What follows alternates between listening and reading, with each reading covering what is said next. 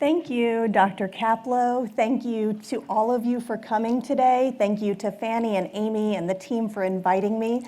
I'm really excited to be here with you today and to share with all of you something that I feel really passionately about and really fortunate to get to spend a lot of my time working on, and that is kind of working with kids who experience anxiety.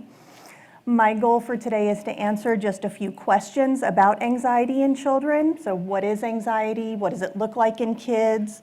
What are the most common anxiety disorders in children? When is anxiety a problem? And if it is a problem, what kind of help should we be looking for our children? Wanted to start by making sure we're all on the same page when it comes to our vocabulary. So it is not very common for kids to show up in clinic and say, I feel anxious. Normally they're saying things like, I get worried, I get nervous, I get scared.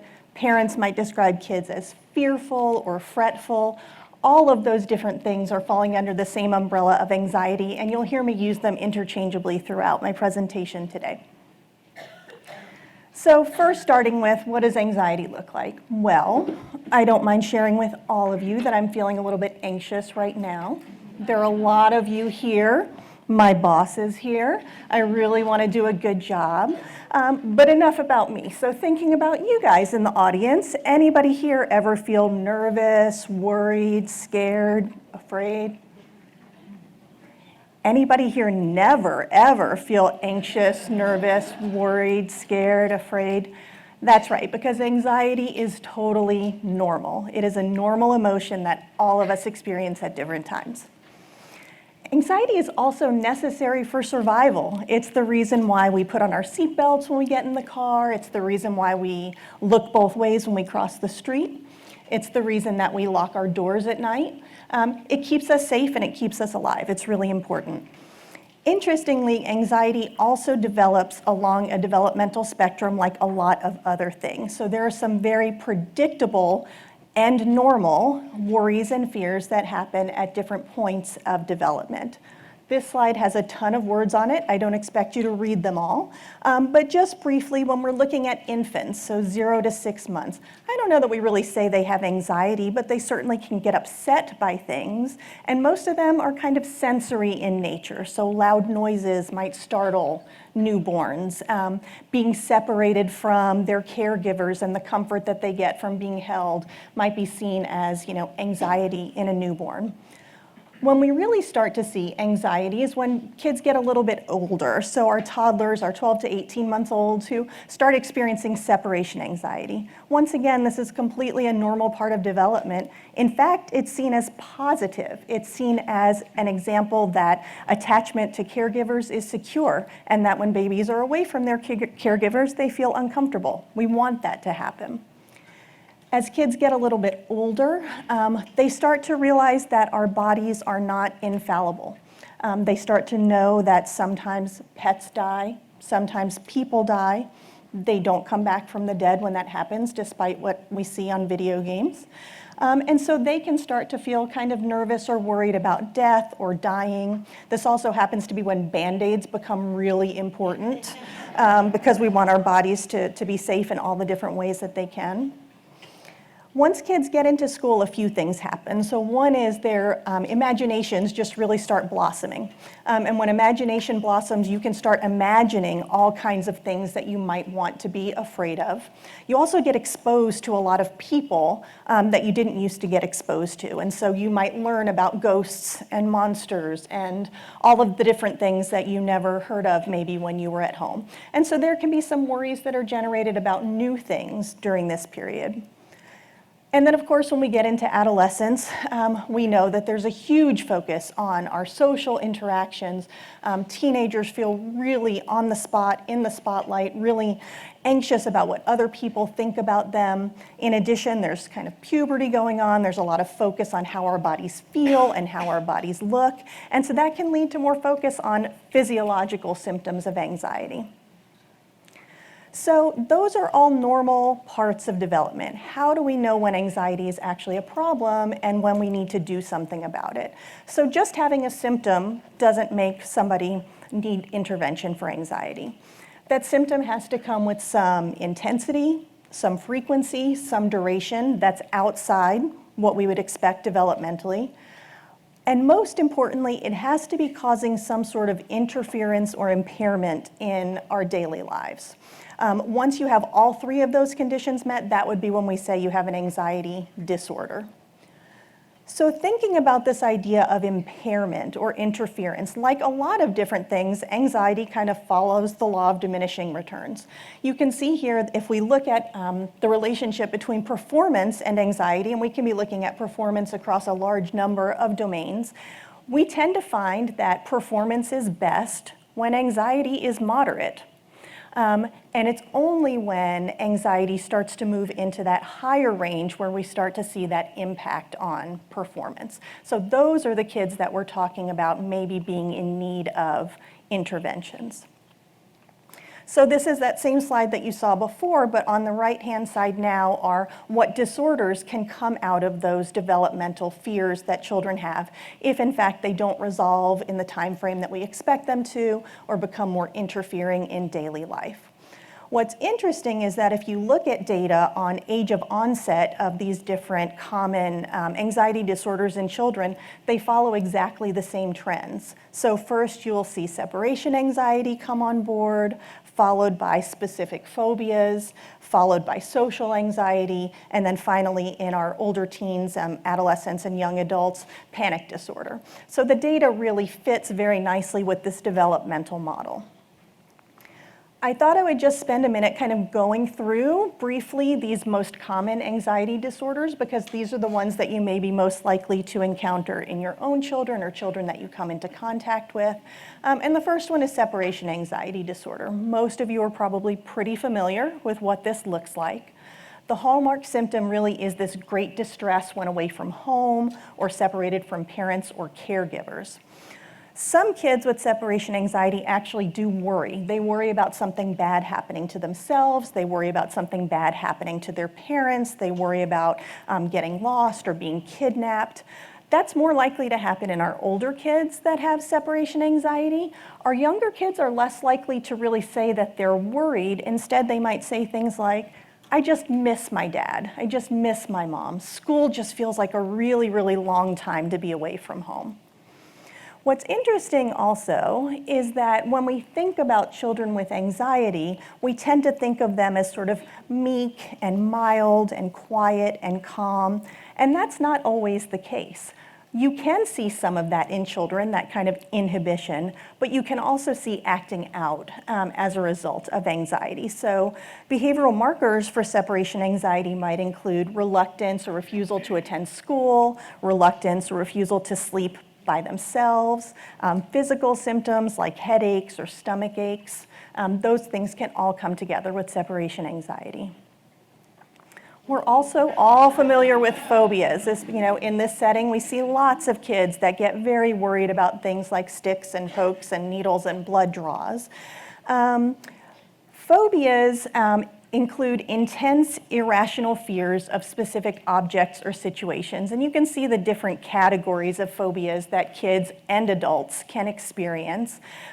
One of the things that we know about specific phobia is even though it requires that the fear be irrational, in adults, in order to have this disorder, you have to recognize that the fear is irrational. So I know that spider in the bathroom is probably not a real danger to me, and I still don't like it very much. So I recognize that the fear is irrational. That diagnostic criteria doesn't apply to children. They don't have to recognize their fear is irrational. They can be irrationally phobic of all kinds of different things and truly believe that bad thing could happen to them.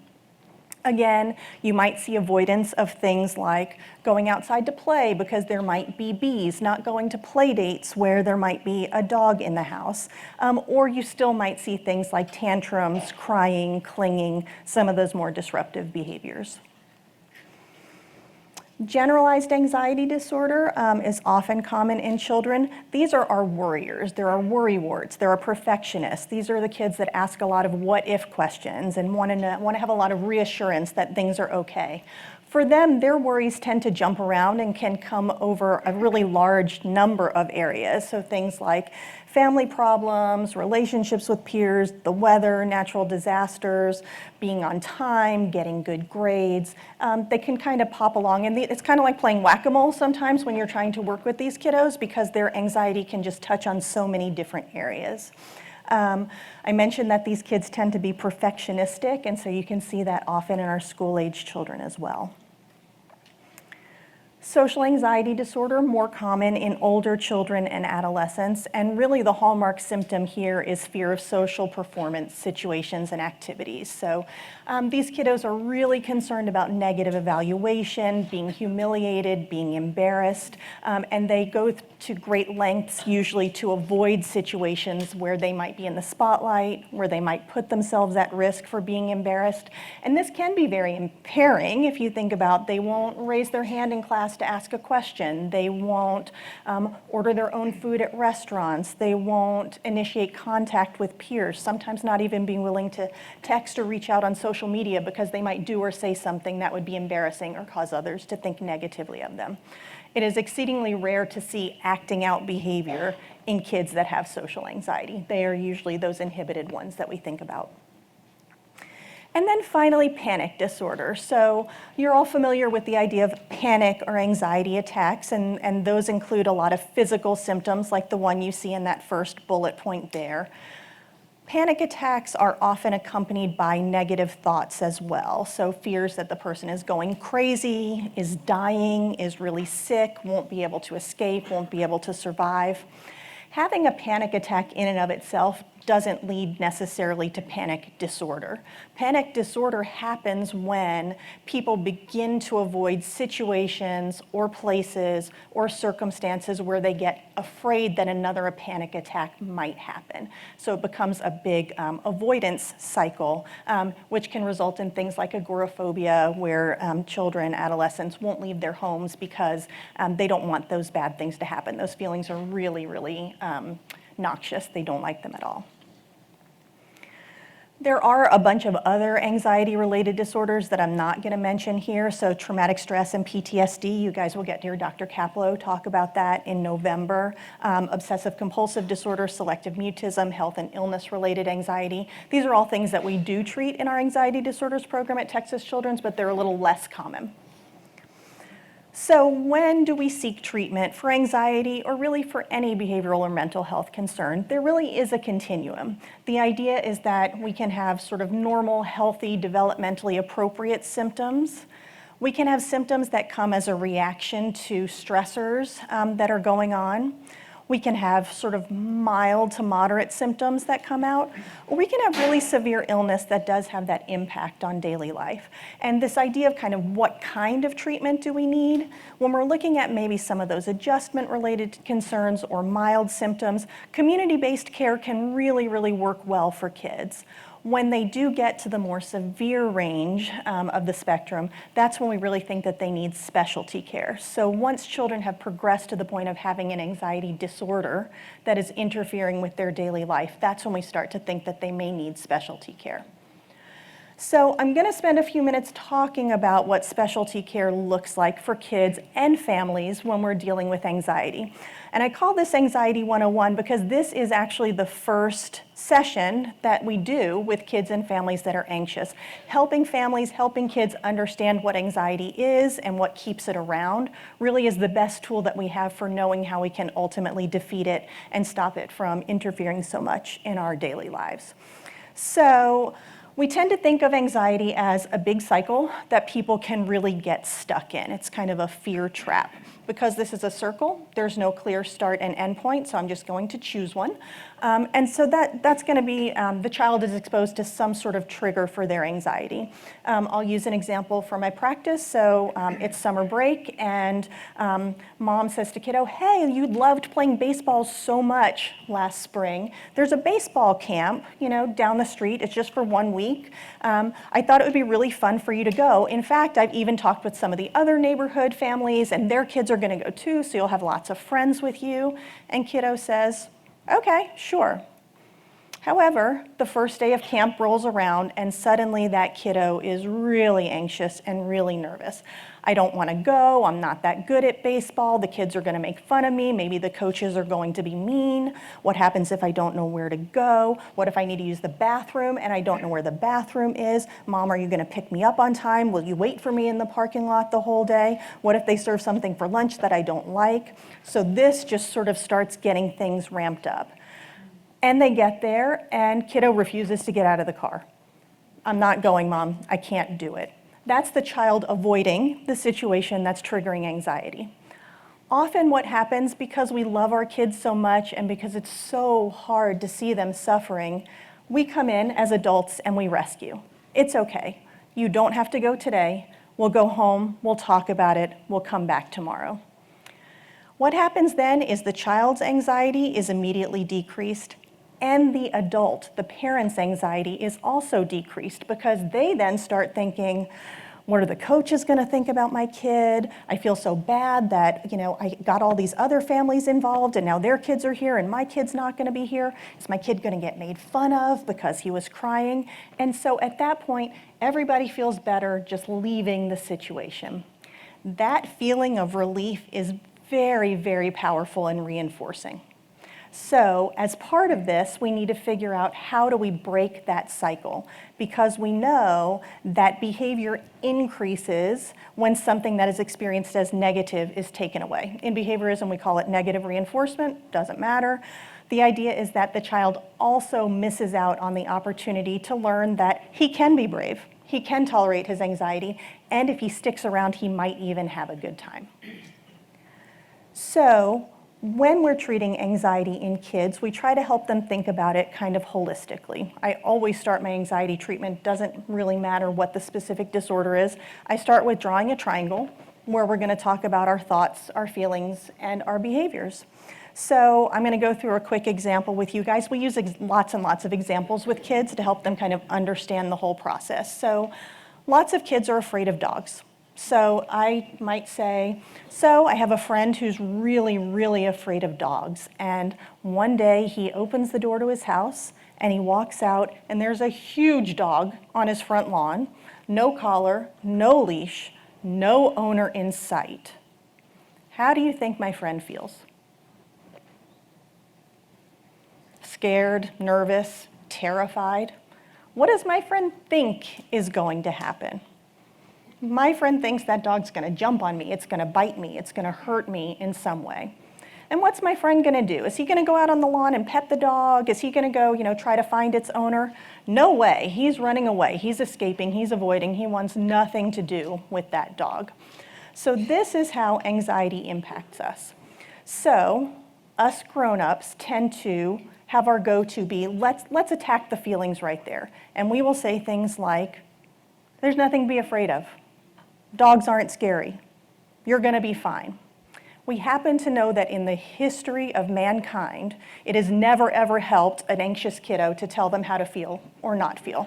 It just doesn't work. If it worked, I would have a different career, different job. It'd probably be way more boring, right? So we can't just tell kids how to feel or how not to feel.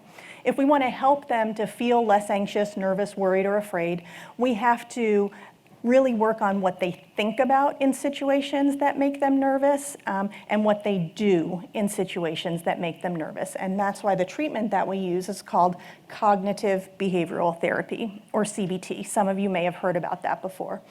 I want to take a minute to talk about cognitive behavioral therapy because it's different from what some people traditionally think of as kind of talk therapy or play therapy. It's very, very directive. It's driven by the therapist. It's very skills-based. The idea is that we're teaching a child and family a skill. We're having them practice it in clinic.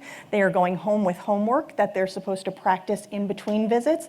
And when they come back, we check in, we problem solve what went well, what didn't go well, what were the barriers, and that sets the agenda for the next session. Our goal is always to teach kids and their families what the skills are that they need to address anxiety out in the real world, and then for us to get out of the picture. The idea is that this is very brief therapy, it's very targeted therapy, it's very problem-focused.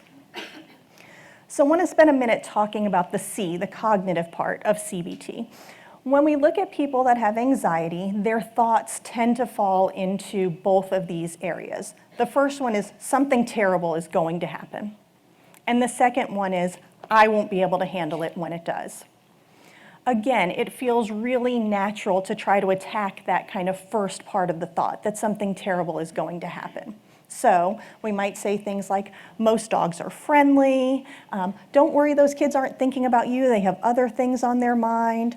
Our house is really safe, we have locks, we have alarms, we have 2 big dogs that bark anytime somebody comes in anywhere near the house. There's nothing to be afraid of. In fact, that doesn't tend to work because anxiety is not rational and it doesn't respond to fact-based evidence. Also, we can't guarantee that nothing bad is going to happen. We can't guarantee that a strange dog isn't going to bite our child. We can't guarantee that somebody walking down the hall in junior high school or high school is not going to think or say something bad about you. We can't predict the future, and we can't reassure our kids that nothing bad is going to happen. Instead, we can help them remember that it's possible that it could happen, but it's not that likely. And when we just acknowledge a thought like that and we treat it like every other thought we have, it decreases the power that that anxious thought has over us. So, for example, thoughts don't necessarily equal reality. We can't believe everything that we think. I would invite you all to join me in really thinking hard and believing that when I get home today, there's going to be a check for $1 million waiting in my mailbox. We can think about it all day, we can truly believe it. It doesn't really mean that it's going to happen at all. Thoughts aren't that powerful. I'll be honest, in kids, especially younger kids, we don't spend a lot of time on the C, on the cognitive part, because it doesn't tend to be as impactful, particularly given developmental issues. Instead, we try to get to that second part of the cognition, the part where we think, I won't be able to handle it if something bad happens. And the way that we do that is through experience. It's through learning. And that's the B part. That's the behavior part. When we're looking at trying to change behavior in kids that have anxiety, there are 2 things we're focused on. What the kiddo does in the situation where he or she is feeling nervous, but also what the people around that kiddo do when he or she is feeling nervous or anxious. This isn't meant to be shaming or blaming of parents. Anxiety just invites itself into your family, moves in, and takes over. It starts impacting how everybody is behaving. And if we want to beat it, we have to change how everybody is responding to it. One of the things that we really want to do through experiential learning in kids that have anxiety is put them in situations where they are facing their fears. So the idea is, if I can be brave and stay in a situation or deal with a situation that makes me really nervous, I can come to think of myself as a brave person who can handle hard things. So our goal is that our kids leave our anxiety treatment having built that confidence that they can go out into the world and use the skills that they have. So if we go back to my sample kiddo who is afraid of dogs, we could decide, okay, well, we'll just take him to a really big dog park where all of those dogs are running around and nobody's paying attention to them and see what happens. That would actually work. If we kept that kid in that situation for a very long time, the anxiety would go down because physically we can't maintain that high level of anxiety for that long. It would be terrible. That would be a terrible thing to do. They call that flooding. So back in the old world of behaviorism, we don't really do that anymore because we want kids to come back to therapy. We want them to believe that they're doing it because they're brave, not because, we locked them in a situation that was really very terrifying for them. So the way that we do that is through what we call exposure-based intervention. The idea is that exposures are bravery practices, and we try to figure out how to do this gradually. So we introduce kids to some different tools. The first one is kind of what we would call a fear thermometer, and you can see up here a couple of examples, maybe one for younger kids, maybe one for older kids. And we try to help them think about what are some situations that they could practice where they could be brave. And we want them to start with things that are kind of lower intensity when it comes to anxiety and try to build up to things that are maybe of higher intensity or cause them more anxiety. This is an example of what a fear ladder or a behavioral hierarchy looks like. We use Post-its because neither the therapist nor the patient is perfect at guessing what's going to be harder or easier than something else. And so instead of sort of typing it out or writing it down and setting it in stone, we like to keep it flexible. So, okay, so you thought that it would be a 1 to do this thing that's on the bottom of your hierarchy, but it turned out that was really hard. So is there something else that we can switch around to try to practice? One of the best things about treating anxiety in this setting here at Texas Children's is we have lots of different things that we can expose kids to. So we have gift shops, we have security desks, we have food courts where you can order food. We have, for kids that are afraid of germs, we have lots of sick kids. We have elevators. We can even find escalators if we need to. So there's lots of opportunity to practice here in this setting. And the idea is that by practicing in this setting, we increase confidence for the kiddo and for the family member that this can actually happen. We start getting kids excited about being brave. But we're also modeling for the families because remember, they're going home with homework. So they might decide, okay, we've done these couple of things on our hierarchy. At home, here are the things that you're going to practice. So they've already seen that their kiddo can do it. They've seen how the therapist might coach their child through an exposure, and also what to do when exposure doesn't go well. These don't go perfectly. These are real life situations. And so we also help families to see, okay, we tried this, here's what happened, this is what we think got in the way. Let's try something a little bit different, and don't ever end on a negative. Right? If you're doing a bravery practice, even if the thing that you planned to do didn't work out, make sure you follow up with something that you know that kiddo can do, because we need them to leave that practice feeling brave. I'm a brave kid who can do hard things. So we build these fear ladders. You can see on the right, well, I should say we always start at the bottom of a ladder, because in real life we start at the bottom of the ladder and our ultimate goal is at the top. You can see an example here of a fear ladder for dog phobia. So starting with something simple like looking at pictures of dogs, maybe watching a video that has some dogs in it, using binoculars to look at a dog from really, really far away, being able to stand in the same vicinity as a dog that's on the leash, eventually, going to grandma's house where her ancient Chihuahua is sitting on her lap while you are kind of inching closer to it. So helping kids figure out what are these different steps along the way. At the same time, recognizing that this is really, really hard work. We're asking kids to do things that make them very, very uncomfortable, and wanting to know that there are rewards in it for them. Way back in that anxiety cycle slide, we talked about how great that feeling of relief is, and we need to help kids get bought into the idea that there's something better than that. And sometimes that can come intrinsically. They get really excited about being brave. They want to be brave. They want other people to think of them as being brave. They don't want anxiety to be ruining their lives anymore. And sometimes we have to use external motivation, at least at the beginning. And so that's where our Brave Bucks come in. I think you guys have some copies of Brave Bucks in your materials today. We use them a lot. They're pieces of paper, but the idea is that they get turned in for bigger and better things, either with their families at home or in the clinic, depending on the family situation and what's motivating for the kiddo.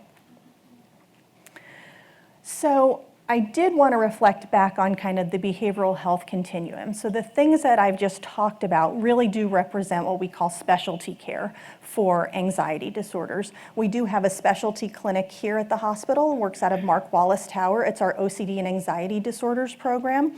You have a brochure for that also in your packet today. I'm always happy to answer any questions about the program that we have and the types of treatment that we do.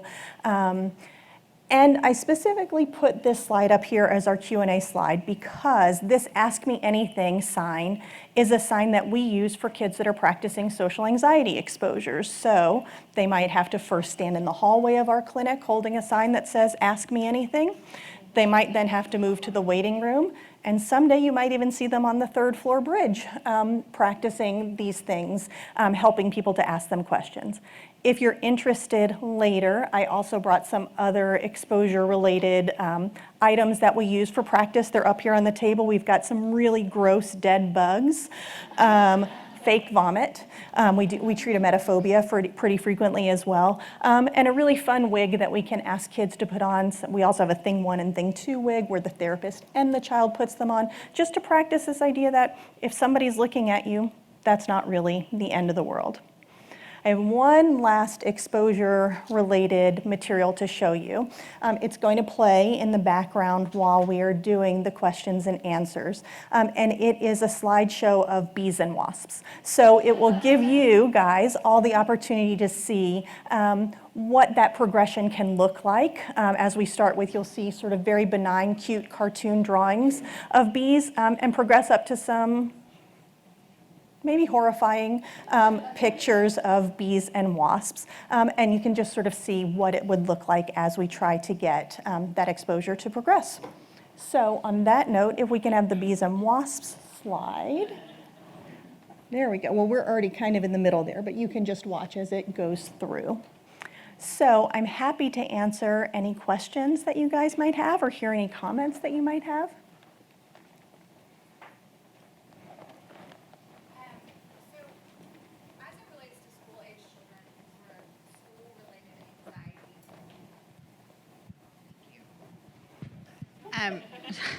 So we've tried really hard, and she goes to a school that tries really hard not to emphasize grades. We always talk about working our hardest, and yet somehow she has internalized this message that she has to get good grades all the time.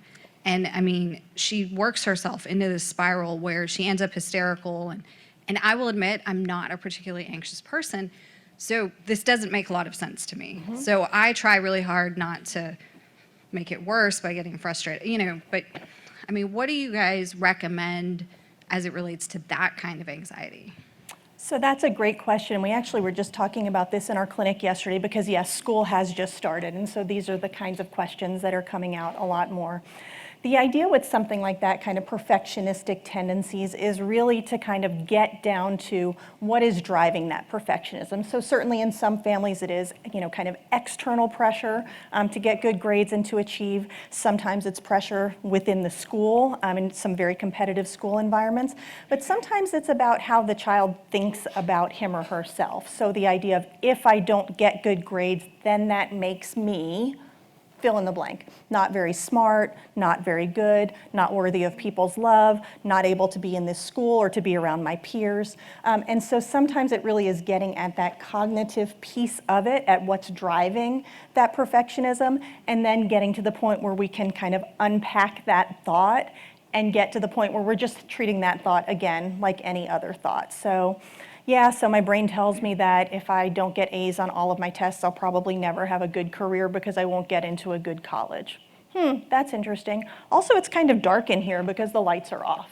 So we can just treat all of those anxious thoughts like we treat any other thoughts. And that tends to help, especially if we can kind of get to what is driving that kind of need for perfectionism and all of that feedback. Does that answer your question? Thank you. What else? Hi. With the general anxiety disorders, so if there's not a specific thing that you're focusing on, like a dog or whatever, what kind of things would you recommend for some, like a child with the general? I told you some of them are horrifying. So the question is about generalized anxiety disorder, or GAD. And so the idea is, if the worries are hopping around to different areas, how do you address them? And the idea behind treating GAD is it's another one of those more cognitive interventions. And part of it is really around how do we help children to not give their thoughts so much power? So one of the analogies that we'll use is kind of junk mail. So we'll ask kids, who in your house gets the mail? What does it look like when they bring the mail in the house? Does your mom or dad read every single word of every single thing that comes into the mailbox? No, they don't. They kind of look at it quickly and decide, this is something I need to keep around and pay attention to. This other stuff is junk mail, and I don't need to give it any more thought. Sometimes we have junk mail that's disguised as real mail, and we do have to spend some time looking at it to figure it out, but ultimately we can still decide it's junk mail, and we don't have to spend our time and our energy on those thoughts. So we try to take kind of a meta approach to anxious or worry thoughts, more so than the specific content of the thought. And that does tend to help. The other thing is, when we're dealing with what we'll call worry thoughts, when we're talking about what are we going to replace them with, we don't talk about replacing them with positive thinking or positive thoughts. Because again, if a child is worried I'm going to fail my test, I don't know if they're going to get 100 on the test. Maybe they are going to fail the test. I don't know. But instead of replacing it with a positive thought, we replace it with a coping thought. So I'm somebody who studied hard, and I know I can get help from my mom or my dad or my teachers or my older sister if I have a problem. The end. And so trying to identify what the worry thoughts are, identifying them as such, deciding we're not going to give them so much time and attention, we don't have to believe everything that we think, and then replacing them with something that's a little bit more realistic can help. Could you speak about whether medication is used in your program and at what point that would be something that's considered? It seems like with adults with anxiety, that's an easy early step. Mm-hmm. So when we look at the research in treating children with anxiety, we have some good randomized clinical trials that look at this exact question. And so the idea is if you take a child with an anxiety disorder, what works best? And the answer is if you have to choose one only, medication or cognitive behavioral therapy, CBT outperforms medication by itself when you're working with children.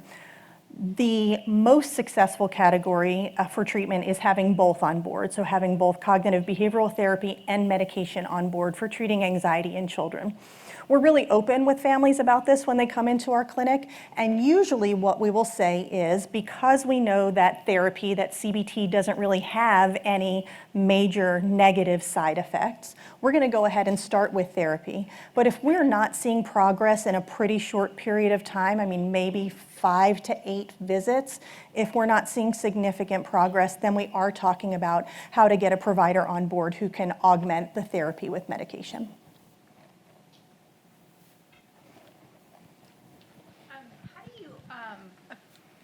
How do you approach fears that are related to imagination, monsters, ghosts, the dark? Is it same as something more real like a dog or?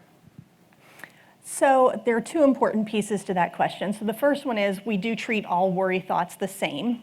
However, some of the thoughts that you specified happen at night. And so when we're dealing with worry thoughts that are interfering with sleep in kids who need to get a good night's sleep in order to function and learn well the next day, in addition to kind of some of the education and practice around not giving those thoughts all of that extra attention that they're wanting, we do introduce things like relaxation, meditation, mental distraction, to help specifically at bedtime, because we know that's not the time to be doing a whole lot of this homework that we talk about.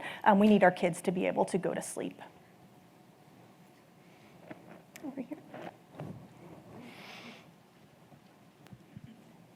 I have a similar question, but it's for something based on an experience. So I have pretty much a fearless child until something happens. So my example is he fell in an ant bed, was covered with ants in one of the yards in our neighborhood and just got bit up, and now he refuses to go into any grassy areas in the front yard at all. Like he tiptoes through the front yard.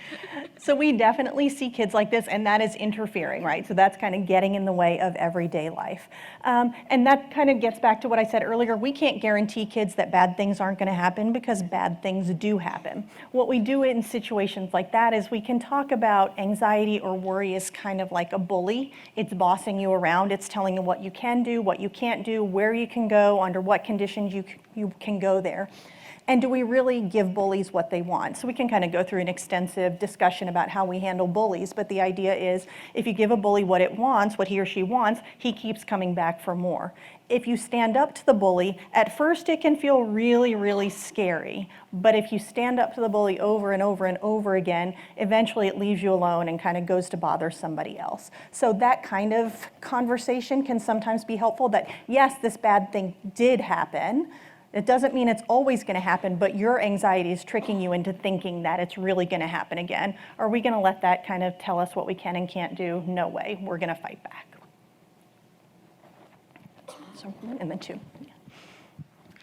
I have a question just about maintaining mental health. I know you showed on the slide that continuum, and you talked about community support for children.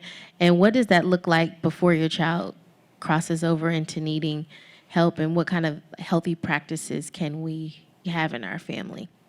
Great question. And so I think when we're looking at children's well-being, overall mental well-being, physical well-being, some of it is going to be just the basics that you want for all children. So you want good sleep hygiene.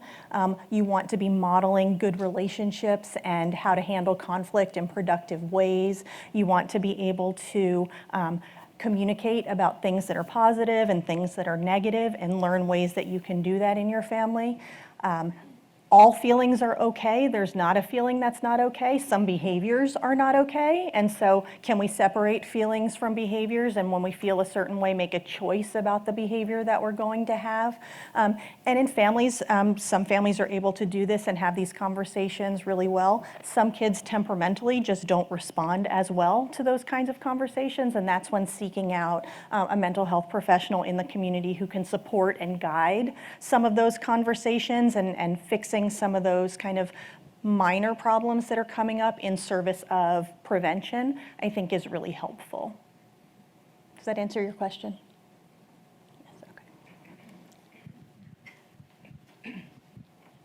I'm asking a question for those people who aren't necessarily parents or people who have an anxious child with them all the time, but a grandparent. Sure. What would you suggest for those situations where, or whether it's a visiting child for any kind of a parent, what kind of approach would you suggest for those situations where you're not the one that's going to be treating the child, you're not the one that's going to be, but how best to handle the situations when they're there? Because obviously telling them, as you say, that it's going to be all fine isn't. What would you suggest? We really like to talk about bravery. We use that word a lot, and so want to introduce it really early into the vocabulary. So the idea of, I know that this, whatever it is, this feels really hard, and I know that you're a brave boy, and I know that you're a brave girl, and we can handle it together. I'm going to help you. And so kind of making sure that you're identifying it as something that's anxiety-based, again, not necessarily calling it anxiety, but you might feel worried, you might be feeling nervous or uncomfortable, and then letting them know they can be brave, you believe in them, and you're going to help them. And the ways that you're going to help them are by not paying too much attention to the anxiety stuff.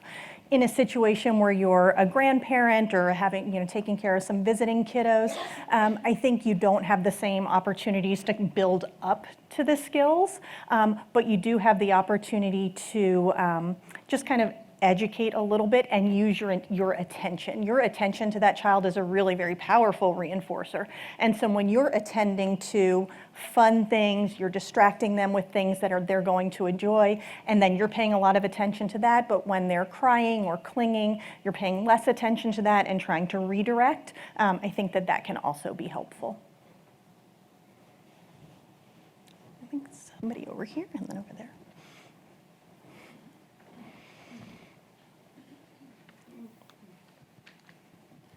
Hi. I have a 5-year-old son who has had separation anxiety for a couple of years. And I just, you read like the books about babies and you're like, oh, so this should be over now. And he's in kindergarten, he still has some separation anxiety, and it's definitely improving. But I was wondering if there was like a secondary range that I could expect for when it might start to kind of more disappear. Like it affects him if he wants to do like an activity outside of school. He might say yes, but as we get closer, he gets more nervous about it. And a lot of the language that you use where he says like, I just miss you. And I'm like watching him swim in the pool, and I'm like right there. And he's telling me he's missing me when he's taking his swim lesson, or he tells me school is just so long. So a lot of the language that you use, it's literally what he's telling me. So I was hoping just for some more insight on that. So I think part of it is just keep doing what you're doing, right? So you still show up to the birthday parties. You still show up to all of the events. We still go to school. That's part of what we do every day. We don't let anxiety boss us around and tell us what we can and can't do. And then I think making sure that on the back end, so presumably once he gets into the situation, over time his anxiety decreases and he can have a good time, making sure that you're reinforcing on the back end, not in an I told you so kind of way, but just like, wow, that was really brave. You went to the party even though you were feeling nervous, and it looks like you eventually had a good time. That's really cool. You beat your anxiety. You were really brave. I bet you can do the same thing next time. So the idea is kind of just building on each of those experiences and making sure that that new learning is happening afterwards and that you're really kind of pointing that out in a meaningful way. Again, the message is you're a really brave kid who can do hard things.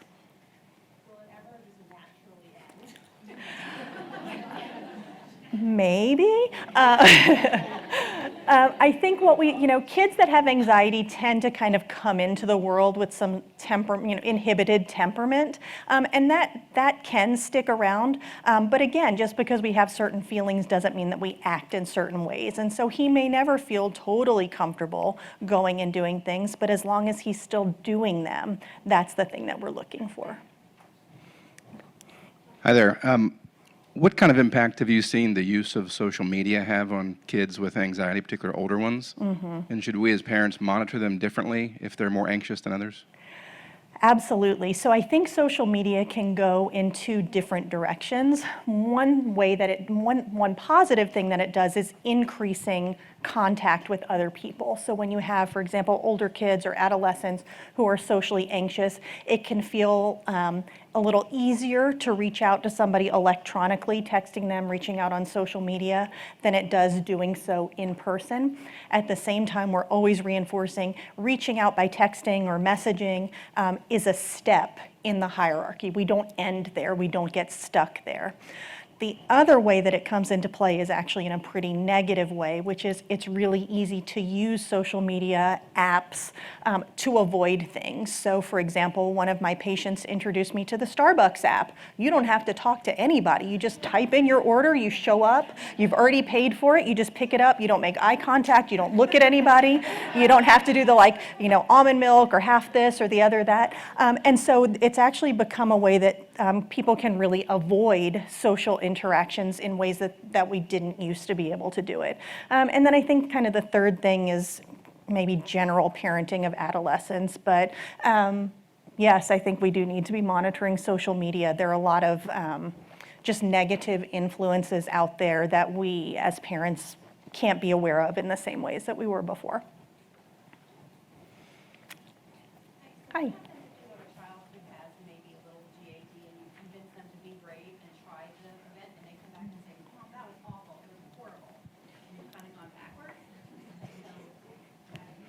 So the question is, if you have a child who is having a hard time being brave and doing something, and you convince them to do it, and they come back and they say, that was terrible.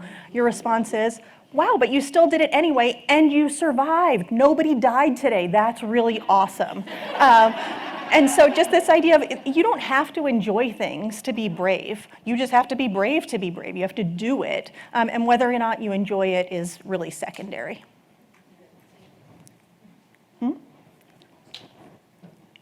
One last question? Okay, thank you. Oh yeah, sure, that's fine. Dr. Price, thank you so much for that. And she also said that she would be willing to stay after if anybody would like to ask her any more questions. I know there's so many questions. I feel like the bad guy stopping it, but I did want to tell Dr. Price, I think you earned your Brave Bucks today. It's a way to overcome your anxiety. We have a quick speaker who's actually going to come tell you about some services that we have here at the Pavilion for Women. We have some great mental health opportunities, and these ladies, I don't know exactly where they are, but they are going to come up and talk about the Women's Place briefly, and then I'll come in and then I'll close.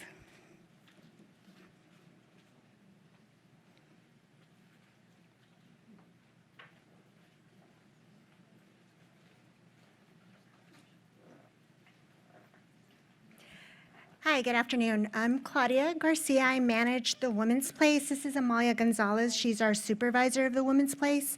We are a center for reproductive psychiatry here in the pavilion. With the launching of the pavilion, we anticipated that we would see women that were needing to seek out services to treat some of the anxiety and depression that might occur during pregnancy, and then, of course, postpartum depression and anxiety. And so our medical director, Dr. Lucy Purrier, she launched the Woman's Place.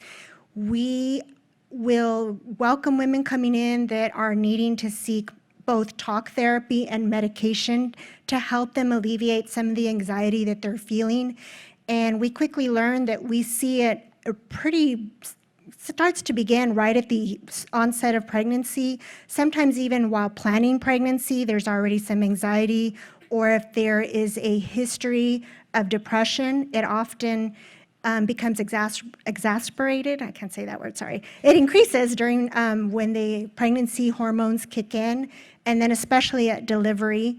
And we also see women who are coming to us because they have a mental health diagnosis already, they're on medication, and they need to come and speak to an expert about what is appropriate medication to take during pregnancy and then afterwards when they're breastfeeding. In addition, we also see women that might be struggling with recurrent pregnancy loss or challenges with conceiving, and we offer them services as well to help them get through that. And lastly, we also see women who might have experienced a fetal demise. We have a great therapy service to help women with that type of grief. And because we do have our inpatient services, our providers, our psychiatrists and therapists, they also do go upstairs to our inpatient units to help a woman that might be struggling with, if they've come in for a fetal demise, they've just lost their baby, or they're bedridden and the anxiety just escalates because of all the things that might be going on during the pregnancy up through the delivery. And we also have provided training to pediatricians to capture any risks of postpartum depression and anxiety. We quickly learned that once the baby is born, most women might put off or not go to their 6-week postpartum checkup, but they will take their babies to their checkups.